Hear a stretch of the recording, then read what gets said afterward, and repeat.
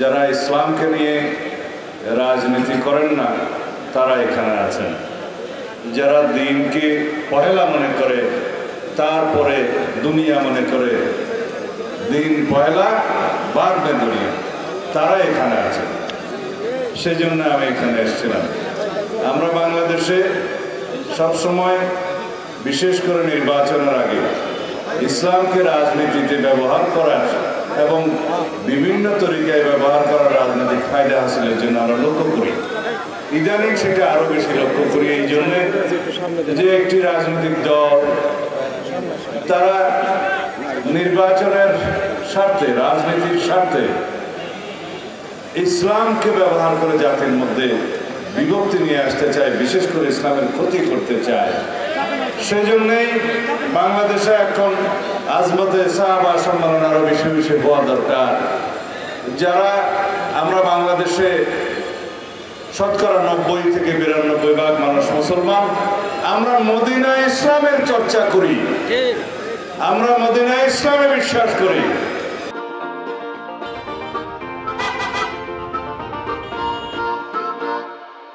রাসূলুল্লাহ সাল্লাল্লাহু আলাইহি ওয়াসাল্লাম যে ইসলামের প্রবর্তন করে গিয়েছেন, সাহাবায়ে কেরাম যে ইসলামের অনুশীলন করে গিয়েছেন, সেই ইসলামের অনুসারী আমরা। এখানে আমরা মওদুদি ইসলামের অনুসারী তো নয় কেউ। সুতরাং যারা ফিরকা ফিতনা তৈরি করে বাংলাদেশে মুসলমানদের মধ্যে বিভ্রান্তি সৃষ্টি করতে চায়, তাদের কাছ থেকে আমাদেরকে সাবধান হতে হবে।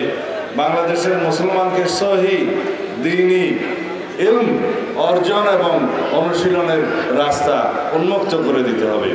এই জন্যই আমি এখানে এসেছিলাম, শুনতে এসেছিলাম এবং বিশেষ করে আপনাদেরকে এই দাওয়াত দিতে এসেছিলাম যারা আমাদের মধ্যে বিভ্রান্তি সৃষ্টি করতে চায় এবং সেই বিভ্রান্তি সৃষ্টির জন্য ইসলামকে ব্যবহার করতে চায়, তাদের কাছ থেকে আমাদের দূরে থাকতে হবে। এখানে কোনো রাজনীতি নয়। আমি তো পয়লাই বলেছি যে আমাদের হচ্ছে পয়লা দিন বাদ মে দুনিয়া। এই জন্য আমাদেরকে চিন্তা করতে হবে, যারা রাজনীতির নামে বিভিন্ন রকমের বক্তব্য দিতে থাকে বিভিন্ন আদর্শের কারণে, সেটা স্বাগতম, কিন্তু ইসলামকে যেন আমরা সেই জায়গায় নিয়ে না যাই যেখানে রাজনৈতিক কারণে আমাদেরকে আমাদের দিনকে ক্ষতিগ্রস্ত করতে পারে। যাই হোক, আজকের এই সম্মেলনে যারা উপস্থিত হয়েছেন, যারা বয়ান করেছেন, যাদের মূল্যবান বক্তব্য আমরা শুনেছি, আপনারা শুনেছেন, সেটা আমাদের জীবনে কাজে লাগুক এবং আমরা ঈমান আকীদার সাথে বাংলাদেশের সকল মুসলমানদেরকে যাতে চলতে পারে এবং ঈমানের সাথে জিন্দেগি, ঈমানের সাথে মৃত্যু পাইতে পারে, সেই ব্যবস্থা যেন আমরা করি এবং আমরা সবাই ঐক্যবদ্ধ থাকি। আমাদেরকে শিক্ষা দিতে হবে, বিগত ফেসিবাদী সরকার, ফেসিড শেখ হাসিনার সরকার বাংলাদেশে ইসলাম বিদ্বেষী সরকার ছিল, তারা মুসলিম বিদ্বেষী সরকার ছিল। আওয়ামী লীগের রাজনীতি এই দেশের মানুষ দেখেছে, এটা অপরাজনীতি, ইসলাম বিদ্বেষী রাজনীতি, আলেম নির্যাতনের রাজনীতি, আলেম বিদ্বেষী রাজনীতি, মুসলিম বিদ্বেষী রাজনীতি তারা করেছে তাদের রাজনৈতিক স্বার্থ হাসিল করার জন্য। আল্লাহর হুকুম কিভাবে তারা বিদায় নিয়েছে, এই দেশে তাদের রাজনীতি কিভাবে সমাপ্ত হয়েছে, আমরা সবাই সাক্ষী, ইতিহাস সাক্ষী।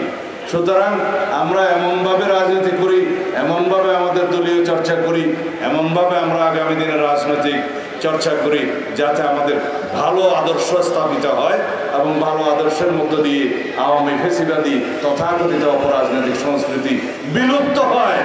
এই জন্যই আমাদেরকে সঠিক পথের রাজনীতি করতে হবে, আদর্শিক রাজনীতি করতে হবে, ভালো রাজনীতির সংস্কৃতির চর্চা করতে হবে, বহাল করতে হবে।